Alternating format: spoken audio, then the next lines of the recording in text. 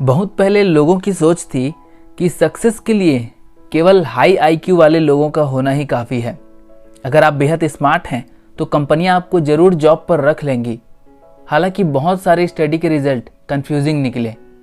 ये बात जाहिर हुई कि हाई आईक्यू वाले लोगों ने एवरेज आईक्यू वाले लोगों से सिर्फ 20% बार ही ज़्यादा बेहतर परफॉर्म किया था।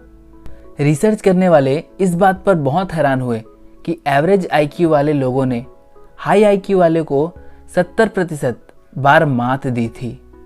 बहुत सालों के रिसर्च के बाद ये बात पता चली कि किसी भी इंसान के सक्सेस में इमोशनल इंटेलिजेंस का बहुत बड़ा हाथ होता है। इमोशनल इंटेलिजेंस का मतलब है खुद की और दूसरों की भावनाओं को पहचानने और स्वीकारने की काबिलियत रखना। EQ यानी कि इमोशनल इंटेलिजेंस इस अवेयरनेस का इस्तेमाल करके आपके रिलेशनशिप और बिहेवियर को इम्प्रूव करने में मदद करता है। अब आपको जब पता चल चुका है कि इमोशनल इंटेलिजेंस भी कोई चीज़ होती है, अब आप सोचेंगे कि इसकी ज़रूरत ही क्यों है।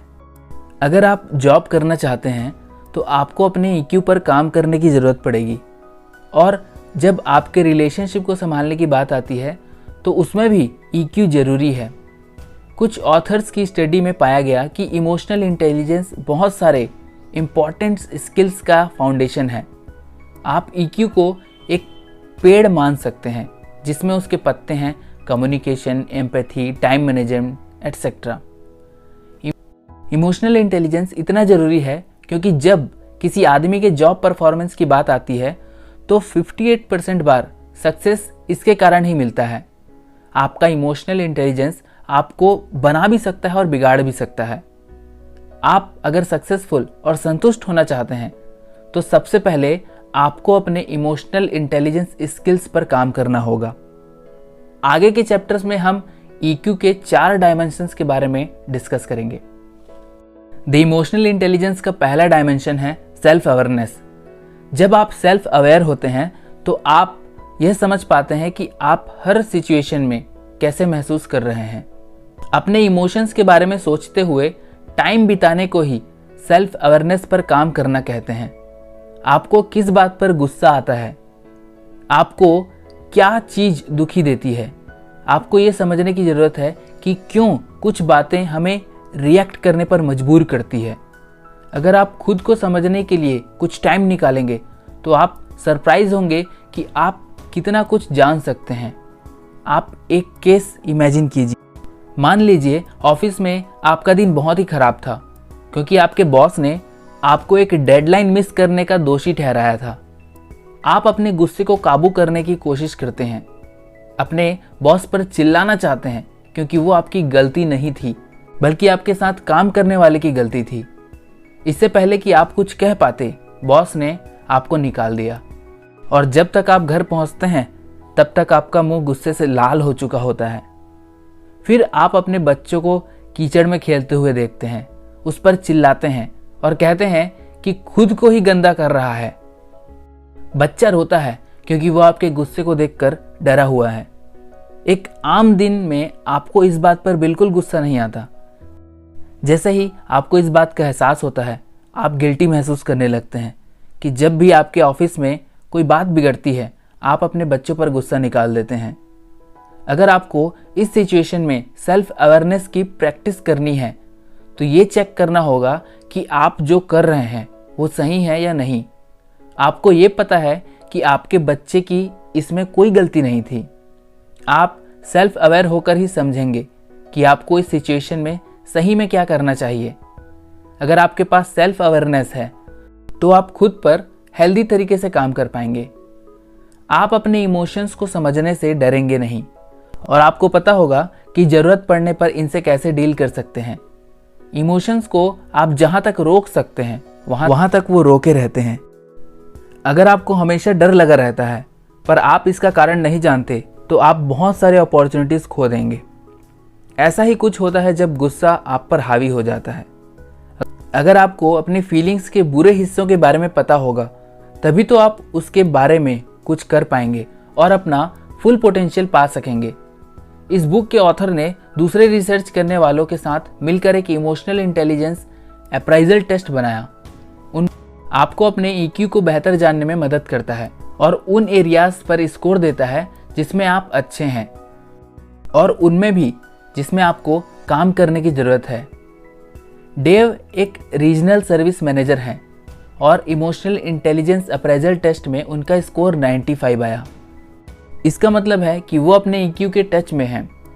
लेकिन शुरू में डेव के स्कोर इतने ज़्यादा नहीं थे, पर स्कोर को बढ़ाने के लिए जो भी ज़रूरी स्टेप्स लेना पड़ा डेव ने लिया और उन्हें उनका फ़ायदा भी मिला।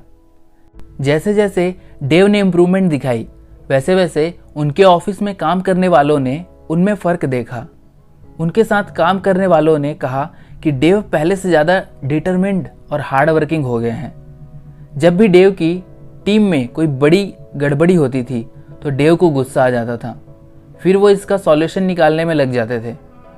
टीना एक मार्केटिंग मैनेजर है और उनका सेल्फ अवेयरनेस स्कोर 69 है। उनके साथ काम करने वाले लोगों ने ये देखा कि टीना प्रेशर में बिल्कुल काम नहीं कर सकती थी और बहुत परेशान हो जाती थी। टीना अपने इमोशंस को खुद पर हावी होने देती थी और अपने चिड़चिड़ाहट को दूसरों पर निकालती थी। उनके लिए बेहतर होता अगर वो अपनी आदतों को बेहतर जानती और उन पर काम करती। Self awareness strategies. ये बताना मुश्किल है कि जिस स्टेज में आप हैं वहाँ आप में सेल्फ अवेयरनेस है या नहीं है। ये लाइन दिखाई नहीं देती। सेल्फ अवेयरनेस का सफ़र तो ज़िंदगी भर का है।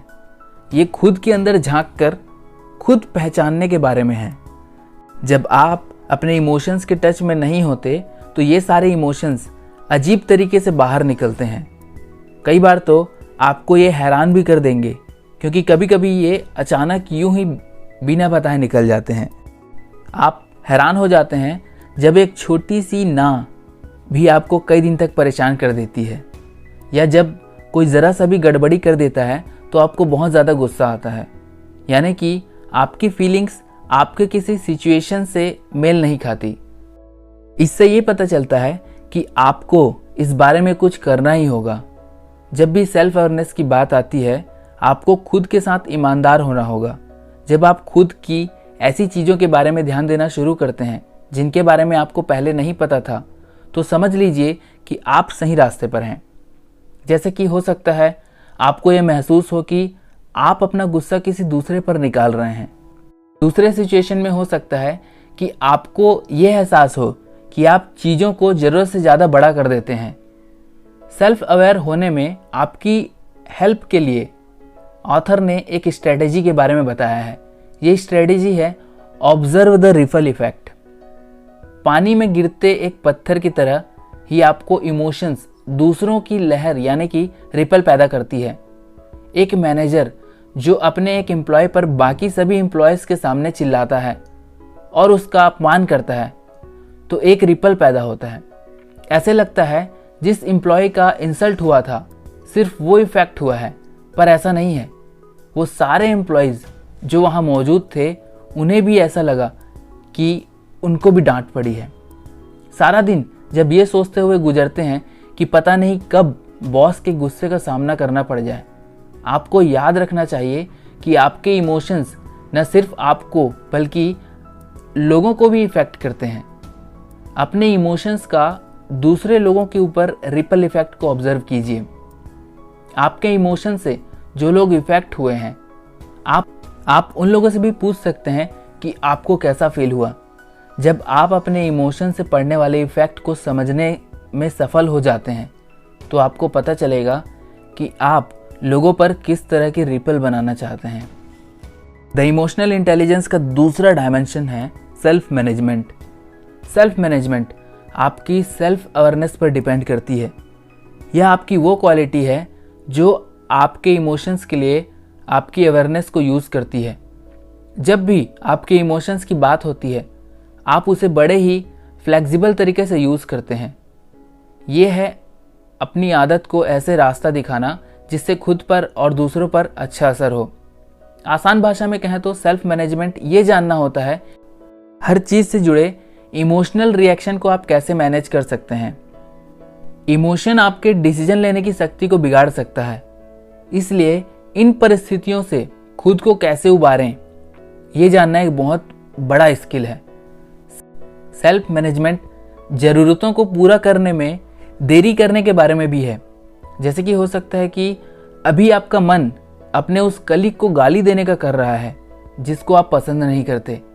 आप उस मोमेंट्री ज़रूरत को डिले कर सकते हैं या उसे पूरा करने के लिए खुद को रोक सकते हैं, क्योंकि आपको दूसरे ज़रूरी गोल्स हासिल करने हैं।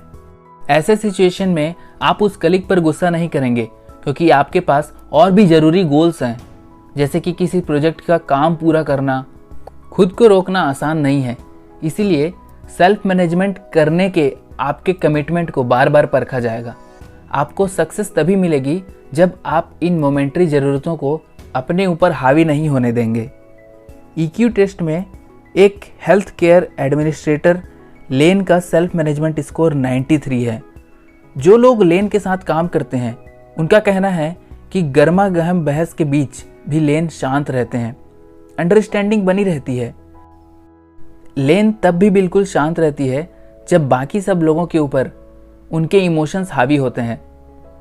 जब कोई एक मुश्किल काम, जैसे कि कोई एम्प्लॉय को काम से निकालना होता है, तब लेन बहुत ही सेंसिटिव होकर और इधर उधर की बात न करते हुए बिल्कुल साफ बात करती है। किसी क्राइसिस सिचुएशन में काफ़ी लोग लेन के पास ही आते हैं।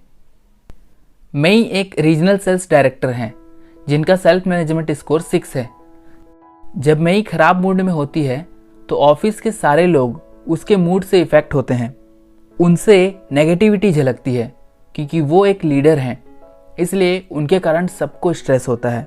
Self management strategy self management का मतलब सिर्फ अपने इमोशंस को कंट्रोल करना नहीं है। ऑथर हमारे इमोशंस की तुलना एक ज्वालामुखी से करते हैं। लावा निकलने से पहले ज्वालामुखी के सतह के नीचे बहुत हलचल होती है। ठीक वैसे ही गुस्से के फूटने से पहले आपके अंदर भी बहुत कुछ चलता रहता है। आपको इन्हीं इमोशंस पर ध्यान देना है। बेशक सेल्फ अवेयरनेस के बिना सेल्फ मैनेजमेंट नहीं हो सकता। आप क्या फील कर रहे हैं उसे पहचानिए। आप जब तक अपने फीलिंग्स को महसूस नहीं करेंगे तब तक अपने फीलिंग्स की तरफ रिस्पॉन्ड नहीं कर सकते। जब आप खुद को सेल्फ मैनेज करते हैं तब आप अपने लिए सक्सेस का रास्ता तैयार करते हैं। इसका ये भी मतलब होता है कि आप दूसरों को निराश नहीं करेंगे या वे आपसे नफरत नहीं करेंगे। कई अच्छी बातें निकल कर आती है जब आप खुद के इमोशंस के बारे में जानते हैं, सेल्फ अवेयर होते हैं और आपको पता है कि अपने इन इमोशंस की तरफ कैसे रिस्पॉन्ड करना है, यानी कि सेल्फ मैनेजमेंट करना है। आप अपने पेचीदा प्रॉब्लम्स को कंट्रोल कर सकते हैं और अपने गोल को पा सकते हैं।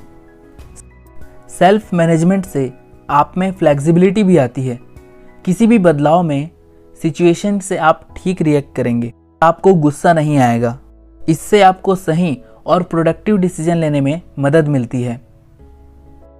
ऑथर एक स्ट्रेटेजी सजेस्ट करते हैं जिसमें आप इमोशंस और रीज़न का लिस्ट बनाते हैं। इमोशन वर्सेस रीज़न की लिस्ट बनाने पर आपको सही डिसीजन लेने में मदद मिलती है। ज़्यादातर आपके इमोशंस और आपके लॉजिकल माइंड के बीच लड़ाई चलती रहती है। दोनों साइड आपको अपनी ओर खींचते हैं। अगर आपको समझ नहीं आ रहा कि आपको किस साइड जाना चाहिए तो आपको एक पेपर लेना है और बीच में एक लाइन खींचनी है। एक लिस्ट बना लेने से आपका माइंड साफ देखने लगेगा। राइट साइड के कॉलम में लिखिए कि आपके इमोशंस आपसे क्या करने को कह रहे हैं।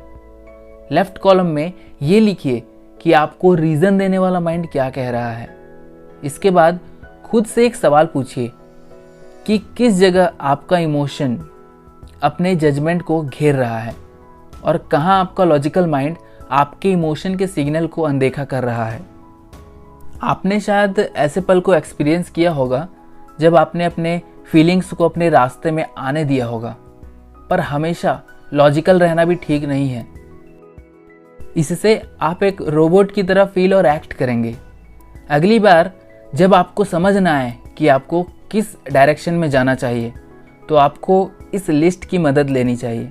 इससे आप अपने थॉट्स को ऑर्गेनाइज कर सकते हैं और बेहतर डिसीजन ले सकेंगे।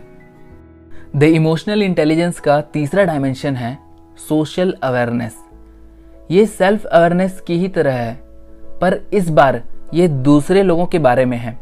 जब आप दूसरे लोगों के इमोशंस को जानते हैं और समझते हैं कि ये ऐसा क्यों फील कर रहे हैं, ये करना बहुत मुश्किल हो सकता है, खासकर तब जब औरों के इमोशंस आपके थॉट्स और फीलिंग्स से मैच नहीं करते।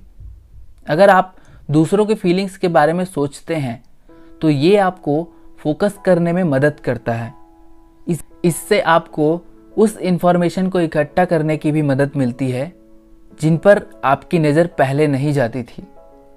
सोशल अवेयरनेस के 2 एलिमेंट्स हैं, सुनना और गौर से देखना, यानी कि ऑब्जर्व करना। अगर आपको ये दोनों चीज़ें सही ढंग से करनी है तो आपको बात करना छोड़ना चाहिए और अपने आर्गुमेंट के बारे में भी सोचना बंद करना चाहिए। आपको सेल्फिश चिंताओं को छोड़ना चाहिए। दूसरों की ज़रूरतों को पहचानने, दूसरों को सुनने और उन पर ध्यान दीजिए, तब आपको उनकी फीलिंग्स समझ आएगी। अल्फोंसो एक फार्मास्यूटिकल सेल्स मैनेजर हैं और उनका सोशल अवेयरनेस स्कोर है 96। वे दूसरों के इमोशंस को समझते हैं। इस बात को लेकर ऑफिस के लोग उनकी काफ़ी तारीफ करते हैं। इसी कारण वे दूसरों से अपने रिलेशनशिप को अच्छा बना पाते हैं। इसीलिए काफ़ी लोग उनके वफादार भी हैं। क्लाइंट्स के बीच भी अल्फोंसो बहुत हिट हैं और वे उनके स्टेबल कस्टमर बने रहते हैं। क्रैग एक अटॉर्नी हैं जिनका सोशल अवेयरनेस स्कोर है 55। वे जिस तरह से अपने साथ काम करने वाले लोगों से बर्ताव करते हैं उसी से उनके स्कोर का पता चल जाता है। सब कहते हैं कि कैग को पेशेंट और दूसरों के बारे में सोचने वाला होना चाहिए। इससे साफ पता चलता है कि कैग को दूसरों की फीलिंग्स और उनकी सोच के बारे में बिल्कुल समझ नहीं है। लोग क्या कह रहे हैं, कैग बस उतना ही ध्यान देते हैं ताकि उनका जवाब दे सकें। असल में कैग लोगों को सुनते ही नहीं, जो कि एक बहुत ही निराश करने वाली बात है। लोगों के सामने कैग की पहचान ऐसी बनी है जिससे पता चलता है कि वे दूसरों के इनपुट को बिल्कुल शामिल नहीं करते। Social awareness strategy. Self awareness खुद के अंदर झांक कर देखना और खुद को जानना है, बल्कि सोशल अवेयरनेस बाहर देखना और लोगों के बारे में सीखना है। सोशल अवेयरनेस रहने से आपको दूसरों की फीलिंग्स को समझने में आसानी होगी। ये इतने इम्पोर्टेंट क्यों हैं? क्योंकि आप अपने रिलेशन को मजबूत करना सीख जाएंगे। इससे आप किसी और को बेहतर और ज़्यादा जान पाएंगे। सोशल अवेयरनेस तब होती है जब आपको पता है कि आप अभी मदद नहीं कर सकते क्योंकि आपके दोस्त का मूड अभी ठीक नहीं चल रहा है। ये तब होता है जब आप किसी अकेले स्टूडेंट के पास जाते हैं क्योंकि आपको पता है कि उसे दोस्त बनाने हैं। सोशल अवेयरनेस आपको लोगों के शब्दों से न कही गई बातों को भी समझने में हेल्प करता है, जैसे कि बॉडी लैंग्वेज को समझना। यहाँ एक स्ट्रेटजी है जिससे आप सोशल अवेयर हो सकते हैं, वो है बॉडी लैंग्वेज को देखना। हम में से बहुत से लोग कहते कुछ हैं और करते कुछ हैं। लोगों की बॉडी लैंग्वेज को देखकर उनको समझना हमारे लिए बातों को साफ कर देता है। बॉडी लैंग्वेज कभी झूठ नहीं बोलती। ये देखकर आप आसानी से समझ जाते हैं कि सामने वाला असल में क्या फील कर रहा है। एक बार ये समझ आ जाए तो आपको पता होता है कि आपको क्या कहना है और क्या रेस्पॉन्स देना है। द इमोशनल इंटेलिजेंस का चौथा dimension, relationship management. Relationship management के लिए ज़रूरत पड़ती है EQ स्किल्स की, जो हमने पहले बताई थी। ये EQ स्किल्स है self awareness, self management and social awareness. अपने रिलेशनशिप को सक्सेसफुली मैनेज करने के लिए खुद के इमोशन को जानना चाहिए और फिर औरों के भी। रिलेशनशिप मैनेजमेंट के कई फ़ायदे हैं। ये आपको बेहतर कम्युनिकेट करने में हेल्प करता है, जिससे आप औरों के साथ बेहतर कनेक्शन बना सकते हैं। आप अपने रिलेशनशिप मैनेजमेंट को जितना सुधारेंगे उतना ही आपको उसका असर फील होगा। आप पाएंगे कि आप दूसरों को अब बेहतर तरीके से समझ पा रहे हैं और आपको ये भी समझ आएगा कि दूसरों को कैसे ट्रीट करते हैं। अगर ट्रीटमेंट में कुछ चेंज करना है तो वो भी कर पाएंगे। अगर आप किसी के साथ रिलेशनशिप नहीं जोड़ सकते तो उनके सामने आपको ठीक से अपनी बातें रखने में मुश्किलें आएंगी। लोग आपकी बातों को सुने, इसके लिए आपको रिलेशनशिप मैनेजमेंट की प्रैक्टिस करनी पड़ेगी। ऐसा करना बहुत मुश्किल होता है, खासकर स्ट्रेस वाले सिचुएशन में। ऑथर द्वारा किए गए एक स्टडी में पाया गया कि 70% पार्टिसिपेंट्स को स्ट्रेस हैंडल करने में दिक्कतें हुई। इसलिए हैरानी की बात नहीं है कि रिलेशनशिप बनाना आसान नहीं होता, खासकर काम की जगह में जहां स्ट्रेस का लेवल बहुत ज़्यादा होता है। लोग भड़के हुए होते हैं और बेकाबू भी। कुछ लोग तो काम की बात ही नहीं करना चाहते, या फिर करते हैं तो बिना इच्छा के करते हैं। कुछ लोग एक्टिव नहीं होते और सोचते हैं कि स्ट्रेस का माहौल उनके काबू से बाहर है। रिलेशनशिप मैनेजमेंट ही आपको इन सब सिचुएशन से बचा सकता है। गेल एक चीफ फाइनेंशियल ऑफिसर हैं और उनका रिलेशनशिप मैनेजमेंट स्कोर 95 है। उनके साथ काम करने वाले लोग महसूस करते हैं कि गेल के साथ वे कभी भी बात कर सकते हैं। गेल दूसरों को अच्छे से समझती है और सेंसिटिव बातें करने के लिए लोगों को सेफ माहौल देती है। अपने साथ काम करने वालों के साथ गेल का बहुत ही करीबी और प्रोफेशनल रिश्ता है। जब लोगों को ऊपर उठाने की बारी आती है तो गेल उन लोगों की प्रशंसा करना कभी नहीं भूलती जो अच्छे काम करते हैं। अगर आपने गलती भी की है तो गेल उसको नीचा नहीं दिखाती, बल्कि उस गलती से सीखने के लिए कहती है। ड्रू एक सेल्स मैनेजर है जिसका रिलेशनशिप मैनेजमेंट स्कोर 66 है। उसके साथ काम करने वाले ने देखा कि ड्रू उन लोगों को अपने लिए खतरा मानते थे जो उनके बातों से सहमत नहीं होते थे। ऐसा ड्रू सबके सामने ही करते थे, जिससे दूसरे लोगों पर रिपल इफेक्ट बनता था। इससे यह होता था कि जिस एम्प्लॉय को ड्रू अपने लिए खतरा मानते थे, उसे बाकी लोग भी खतरा मानने लगे। अपनी सोच के कारण लोगों को सिखाने के बजाय वे लोगों के बीच दरार पैदा करते हैं। Relationship management strategies. रिलेशनशिप पर काम करने के लिए बहुत एनर्जी और एफर्ट लगता है। ऐसा करने में बहुत झल्लाहट होती है, पर इसे संभालने के लिए एफर्ट लगाना फ़ायदा ही देगा। याद रखिए कि रिलेशनशिप मैनेजमेंट को दूसरे EQ डायमेंशनल की ज़रूरत पड़ती है। आपको अपने फीलिंग्स के बारे में सेल्फ अवेयरनेस रहना पड़ता है। आप सेल्फ मैनेजमेंट का इस्तेमाल करके अपने फीलिंग्स को दूसरों के सामने एक्सप्रेस करते हैं। आखिर में सामने वाला क्या चाहता है, क्या फील कर रहा है, सोशल अवेयरनेस की मदद से उस पर अपना रिस्पॉन्स देते हैं। अपने रिलेशनशिप मैनेजमेंट को सुधारने के लिए ऑथर ने जो स्ट्रेटेजीज दी हैं, ओपन रहना और जानने की इच्छा रखना। अपने साथ काम करने वाले लोगों को जानना आसान नहीं है। आप इससे घबरा भी सकते हैं, पर लोगों से अपना रिलेशनशिप बनाए रखना आपके जॉब का ही हिस्सा होता है। अपने साथ काम करने वालों लोगों के साथ खुलना आपके लिए सबसे पहला स्टेप है। आप अपने बारे में उन्हें बताते हैं। अगर आप बहुत ज़्यादा खुलने में अनकंफर्टेबल हैं तो सिर्फ छोटी बातों से ही शुरुआत कीजिए। जब लोग आपके बारे में जानेंगे तो वे आपको कभी गलत नहीं समझेंगे।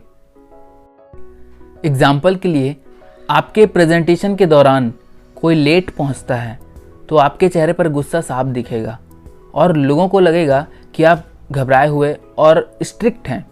पर अगर आप सबको बता चुके होंगे कि आप पहले आर्मी में थे तो उन्हें पता होगा कि आपके लिए टाइम के क्या मायने हैं। ओपन होना और जानने की इच्छा रखना एक दो तरफा सड़क जैसा होता है। आपको लोगों के बारे में ज़्यादा जानना चाहिए ताकि वे आपको गलत ना समझें। लोगों से उनके बारे में सवाल पूछिए और उनके जवाब पर भी अपना इंटरेस्ट दिखाइए। जितना हो सके लोगों को जज करने वाले सवालों को न पूछिए। एग्जाम्पल के लिए, अगर आप किसी से पूछते हैं आपने आखिर फिलॉसफी की पढ़ाई ही क्यों की, सामने वाला अनकंफर्टेबल और डिफेंसिव फील करने लगेगा। ऐसे पूछने के बजाय आपको पूछना चाहिए कि वाह फिलॉसफी, आपको इसके बारे में सबसे ज़्यादा क्या पसंद है। आपका लहजा फ्रेंडली लगेगा और वो भी आपसे फ्रेंडली तरीके से पेश आएगा। तो फाइनली आपने देखा कि आपने इमोशनल इंटेलिजेंस यानी कि EQ के बारे में सीखा। सक्सेस पाने के लिए EQ का बहुत बड़ा रोल होता है। इमोशनल इंटेलिजेंस खुद के और दूसरों के इमोशंस को समझ सकने की आपकी एबिलिटी होती है। आप इस एबिलिटी का यूज़ खुद को और अपने रिलेशनशिप को इम्प्रूव करने के लिए करते हैं। आपके EQ के 4 डायमेंशंस हैं: self awareness, self management, social awareness और रिलेशनशिप मैनेजमेंट। सेल्फ अवेयरनेस ये जानना होता है कि आप हर सिचुएशन में कौन सा इमोशन फील कर रहे हैं। आप अपने फीलिंग्स का सामना कर पाते हैं क्योंकि आपको पता है कि ऐसा करने से आप खुद को और भी बेहतर जान सकते हैं। सेल्फ मैनेजमेंट आपके सेल्फ अवेयरनेस पर डिपेंड करता है। आपको अपने इमोशनल रिएक्शन का पता होता है, इसलिए आप खुद पर हावी नहीं होने देते। खुद को सही से मैनेज करने की वजह से आप जल्दबाजी में डिसीजन लेने से बच सकते हैं। इससे आप खुद को वो बातें कहने से रोक सकते हैं जो आप कहना नहीं चाहते। सोशल अवेयरनेस सेल्फ अवेयरनेस की ही तरह है, पर ये दूसरों के बारे में है। दूसरों की फीलिंग्स को पहचानने और समझने के लिए 2 रास्ते हैं: उन्हें सुनना और उनको ऑब्जर्व करना। आप दूसरों को सुने तो सिर्फ इसलिए नहीं कि आपको उनके साथ बात करनी है, उनके बिहेवियर को भी आप ऑब्जर्व कीजिए ताकि आपको पता हो कि आप उन्हें कैसे अप्रोच कर सकते हैं। रिलेशनशिप मैनेजमेंट को सारे EQ स्किल्स की ज़रूरत पड़ती है। एक अच्छी रिलेशनशिप को बनाने में टाइम तो लगता है, पर इसके बहुत सारे फ़ायदे हैं। सेल्फ अवेयरनेस और सोशल अवेयरनेस को यूज़ करके आप इमोशंस को उनके जगह रखते हैं, फिर आप उसके आगे बढ़कर कम्युनिकेट करते हैं। रिलेशनशिप मैनेज का मतलब झगड़ों को बेहतर सुलझाना भी है। खुद पर और दूसरों के साथ अपने रिलेशनशिप पर काम करना आसान नहीं है। वैसे भी हम सभी अलग अलग नज़रिए और पर्सनैलिटी के होते हैं, पर यह सब ज़रूरी है क्योंकि इससे आप बेहतर इंसान बनते हैं। यही नहीं, आप मौक़ों और रिलेशनशिप के लिए खुद को खोल देते हैं। आपको खुद पर काम करना नहीं छोड़ना चाहिए। रिलेशनशिप बनाने के लिए हमेशा याद रखिए कि कोई भी आदमी एक आइलैंड की तरह अकेला नहीं रह सकता। आपको लग सकता है कि आप सब कुछ अकेले ही कर सकते हैं, पर ऐसा पॉसिबल ही नहीं है। हम औरों के साथ जो कनेक्शन बनाते हैं वही हमारे लाइफ को मीनिंगफुल और संतोषजनक बनाते हैं। खुद को इम्प्रूव कीजिए क्योंकि आप इसके काबिल हैं। दूसरों को भी आपका सबसे बेहतर रूप दिखाना चाहिए। तो दोस्तों, ये इमोशनल इंटेलिजेंस का बुक समरी था। आपको कैसा लगा ज़रूर बताइए। अगर अच्छा लगा तो वीडियो को लाइक कीजिए और नया हो चैनल पे तो सब्सक्राइब कीजिए क्योंकि ऐसे वीडियोस मैं और लाते रहूँगा। Thanks for watching.